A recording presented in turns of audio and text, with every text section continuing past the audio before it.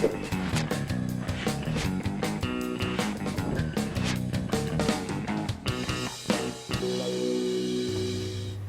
Back नाज़रीन। हम break से पहले बात कर रहे थे आवाम किस तरह से बिल्डर्स के हाथों धोखे का शिकार होती है, किस तरह से उनको जो है वो उनका माइंड चेंज करके उनको ट्रैप किया जाता है और उनको कहा जाता है कि भाई आप ये स्कीम ले लें, आप इस्तेमालेंगे, जबकि उसके पीछे एक ही फाइल के एक और मालिक मौजूद हो रहे थे। हम बात कर रहे थे, आप जो है बात कर रहे थे इससे पहले कि स्कीम्स के मतलब आप बता रहे थे, महकमों के बारे में बता रहे थे आप। जी हाँ बिल्कुल, मैं आपने जैसे सवाल किया है कि डिफरेंट जो है लोग बेवकूफ़ बन जाते हैं और मामलात उनके जो है वो चूँकि तू रहते हैं, पेमेंट देने के बाद भी वो जैसे रह रहे हैं वैसे ही रहते हैं बेचारे किराए पे, और उनको चीज़ें नहीं मिलती। ये बिल्कुल एक नहायती शर्मनाक अमल है, और मैं तो समझता हूँ मतलब ये दहशत गर्दी है, मतलब कत्ल है, माशी कत्ल है। नमान साहब, एक मसला ये भी है यहाँ पे, जब कोई सोसाइटी लॉन्च होती है वहाँ पे मीटर्स भी लगा दिए जाते हैं, वहाँ पे सब चीज़ें मतलब आवाम को दिखाने के लिए कि बिल्कुल ओके सोसाइटी है, हर तरह से लीगलाइज्ड है, लेकिन बाद में जो है नोटिस मौसूल होते हैं उन्हीं लोगों को जो वहाँ के जो रिहायशी होते हैं कि ये तो सोसाइटी पूरी इलीगल थी, जबकि वहाँ पे वो टैक्स भी दे रहे होते हैं, 10-10 साल से बिल भी पे कर रहे होते हैं, लेकिन अचानक ही उनके जो है वो हाथों में एक जो है नोटिस मौसूल होता है कि ये लीगल सोसाइटी और इतने टाइम है आपके पास, आप इसको खाली कर दें वरना हम इसको जो है डिमोलिश कर देंगे, और आवाम बस देखते रह जाती है अपनी आंखों के सामने अपना घर जो टूटते हुए। ये आप वाकया कराची में ये जो आप बात करें कि वाकया हुआ, रेलवे की ज़मीन थी हमारे यहाँ जिसके मकीनों ने बहुत एहतजाज किया।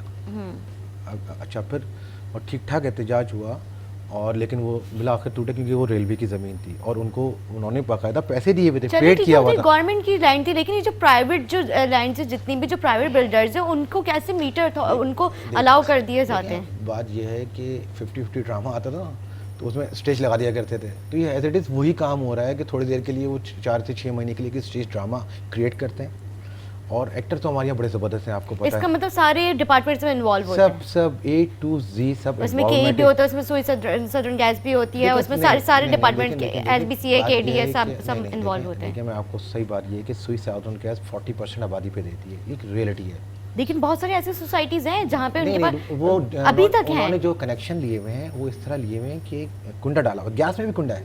अच्छा, मतलब तो उनके एक्सचेंज वगैरह वो बीच में इनके मिल के करवा देते हैं। जो बिल्कुल एग्जैक्टली जो एरिया एक्सचेंज जिसकी आप बात कर रहे हैं वो इन्वॉल्व होता है।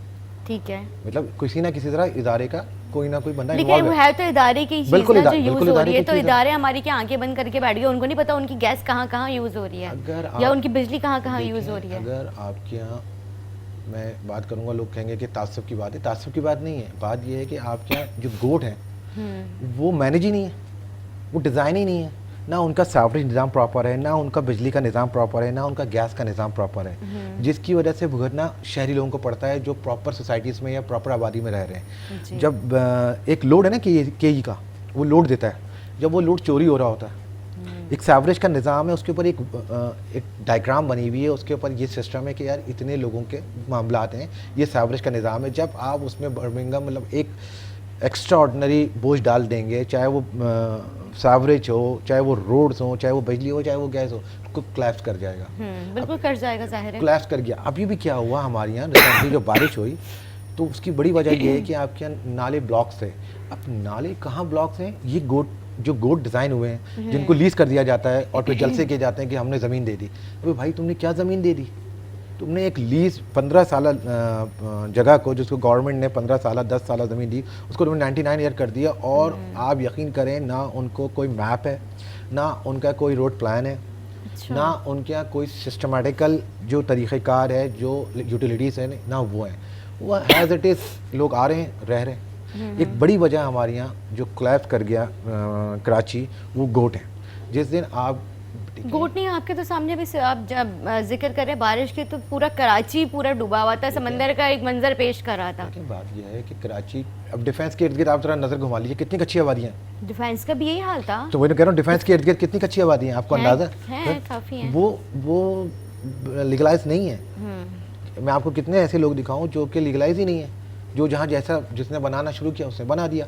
आप DHA जैसी जगह को, जहाँ पोर्श एरिया है हमारे यहाँ, जहाँ एक्सपेंसिव معاملات Properties ہیں وغیرہ سب ایکسپینسو، جی، ساری ہاں۔ چیز ایکسپینسو ہیں.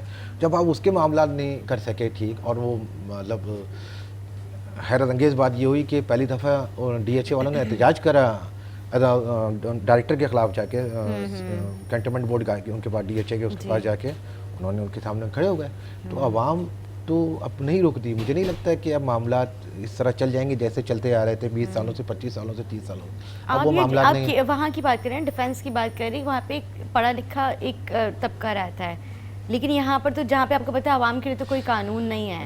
میں بار بار ہمیشہ اس لیے ذکر کر رہی ہوتی کیونکہ ہمارا اب جو غریب ہماری جو عوام ہے نا، وہی بیچاری جو ہے وہ ایک ایگزامپل ہے نا، وہ مجھے شاید ابھی صحیح سے وہ گیہوں بھی پس جاتا ہے وہ گندم کے ساتھ، تو وہ یہ وہی والی مثال ہے. بات یہ ہے کہ پڑھا لکھا ہونا اور شعور بڑا فرق ہے. انقلاب جب بھی آیا ان جگہوں سے آیا جہاں تصور نہیں تھا. جس کی پیٹ بھرا ہوا ہے، جس کے سارے معاملات، وہ تھوڑی انقلاب لائے گا. کراچی میں انقلاب کی ضرورت ہے، بالکل کلیئر بات ہے. کراچی انقلاب مانگ رہا ہے پراپر، وہ رائٹس مانگ رہا ہے، اور اب تو بہت بہتر انداز میں کلیئرٹی میں مانگ رہا ہے رائٹس. کراچی ابھی ضرورت ہے نا، کیونکہ اب ضرورت ہے، اشد ضرورت بن چکی ہے. اب جو جنریشن ہے وہ والی جنریشن نہیں ہے کہ 9 بجے پی ٹی وی آئے گا، شروع ہوگا خبر نامہ اور 12 بجے فرمان الہی سن کے سو جائے گی. یہ جنریشن 24 آورس آن لائن ہے. یہ تمام لوگوں سے موازنہ کر رہی ہے اس ملک کا. اس کو ایک ایک ٹیسٹ پہ اس کو کہ ہم کیا دے رہے ہیں، کیا لے رہے ہیں اور ہمیں کیا مل رہا ہے. یہ جنریشن کو بیوقوف بنانا آسان نہیں ہے. صحیح بول رہے ہیں. پہلے والوں کو آپ نے بنا دیا. وہ تو آئے تھے، ایک تو ویسے وہ ہندوستان سے آئے ہوئے تھے اسٹارٹنگ میں، ان کو پتہ ہی نہیں تھا، وہ اسی میں خوش تھے کہ چلو پاکستان مل گیا. اب جنریشن جو آپ کی سوچ کے ہے وہ بہت فاسٹ ہے. وہ آپ یہ ان کی بھول ہے کہ جو ہمارے پر 20 سالوں سے 25 سالوں سے قابض ہیں، یہ ان کی بھول ہے کہ یہ ان کو بیوقوف بنا لیں گے. یہ رائٹس لینا جانتے ہیں. لیکن وہی بات ہے آپ کی جنریشن کی آپ بات کر رہے ہیں، ہماری جو ہے اب نیو یوتھ کو دیکھ لیں، وہ بیچارے کس حال میں، جنریشن اپنا حق کہاں پہ مانگ سکتی ہے. ابھی تک تو بیچاروں کو نوکریاں نہیں مل رہی ہیں. مطلب ہمارا ٹاپک کوئی اور تو ٹاپک کہیں کا کہیں جا رہا ہے. کوئی بات نہیں، لیکن آپ کو میں بتاؤں، دیکھیں کوئی نعرہ اور کوئی واقعہ کراچی کو بدلا. یہ تاریخ ہے کراچی. بشرا زیدی کیس اگر آپ لوگوں کو یاد ہو، بشرا زیدی بڑا واقعہ تھا. اس کے بعد سے کراچی کے حالات چینج ہو گئے. تو ہمارے یہاں آپ نے اچھی بات کی کہ ہماری یوتھ تو اس طرف دھیان ہی نہیں ہے اس کا. ایسا نہیں ہے. یہ جن کراچی شہر، جن بانیانے پاکستان بنانے والوں کی اولادیں ہیں، ان کا خون آج بھی جوش مارتا ہے. وہ تو ٹھیک ہے وہ مارتے، لیکن بیچارے سب بھی تو بے بس ہیں. کہاں پہ ان کو کہاں بتا رہا ہوں ایک واقعہ. آج آپ کے ای کے خلاف محاذ کھڑا کریں گے. آج اگر اصل میں ہمارے یہاں لیڈرشپ کا فقدان ہو گیا، ایک بہت بڑا گیپ آ گیا جس کی وجہ سے عوام کو پرابلم کریٹ ہوئی. دیکھیں کوئی بھی عوام خود نہیں چلی جاتی، اس کو لیڈر چاہیے ہوتا، رہنما چاہیے ہوتا. صحیح بات ہے، جو ان کو ایک لائن بتائے کہ آپ نے اسی پہ چلنا ہے. پر ہمارے یہاں میں کہوں گا تو بات خراب ہوتی ہے. ہمارے یہاں سرٹیفکیٹ دے دیے جاتے ہیں غداری کے اور محب وطنی کے. تو یہ ہمارے یہاں ایک بہت بڑا ایشو. اچھا پھر وہی غدار جو ہوتا ہے محب وطن بن جاتا ہے 10 سال بعد، اور 10 سال بعد وہی محب وطن غدار بن جاتا ہے. تو یہ ہمارے یہاں ایشو ہے جس کی وجہ سے بیسیکلی تو کراچی شہر کو ہم بلڈر کو رو رہے ہیں. آپ کراچی شہر کو تو ہر ایک نے مطلب نوچا ہی ہے، کسی نے دیا کچھ بھی نہیں ہے. پھر آپ کہتے ہو کہ کراچی دہشت گردی ہوتی ہے، کراچی میں یہ ہوتا ہے. بھائی دہشت گردی تو وہ ہے جو اربوں روپے کھا گئے لوگوں کے، غریب لوگوں کے. دہشت گردی تو یہ ہے. دہشت گردی یہ نہیں ہے کہ وہ بیچارہ غریب آدمی لوٹنے گیا اور 1000-2000 روپے اور موبائل چھین کے گیا، آپ نے اس کو گولی مار دی وقت پہ. آن دا اسپاٹ گولی مارنے کا حکم ہے نا. جو بیچارہ جو غربت سے تنگ آ کے ڈکیتی کرنے میں مجبور ہے، اس کو آپ آن دا اسپاٹ مار دیتے ہو. اور جو اربوں روپے کی کرپشن کر کے ایسی کمروں میں ٹھنڈے ٹھاڑ ہو کے بیٹھے ہیں، وہ 0/0 قانون. اور ان کو بلایا بھی جاتا ہے تو وی آئی پی انداز میں، اور ان کی انٹروگیشن بھی ہوتی ہے تو صوفہ سائٹ پہ بٹھا کے بارگیننگ ہوتی ہے، اور بارگیننگ میں کلین چٹ مل جاتی ہے ان کو. یہ عام سی بات ہے. یہ تو ٹاپک ہمارا کہاں کا کہاں مطلب ایک مثال ہے. رحمان صاحب آپ مجھے بتائیں کہ ہمارے جو سیوریج کا نظام ہے اسے کس طرح سے بہتر کیا جا سکتا ہے؟ بات یہ ہے کہ آپ کے یہاں سیوریج سے نظام سے لے کر اور چیف جسٹس تک انٹرنیشنل معاملات ہیں. اب لوکل معاملات نہیں رہے. اب آپ سیوریج کا نظام بھی ٹھیک کریں گے نا تو آپ کو امداد چاہیے.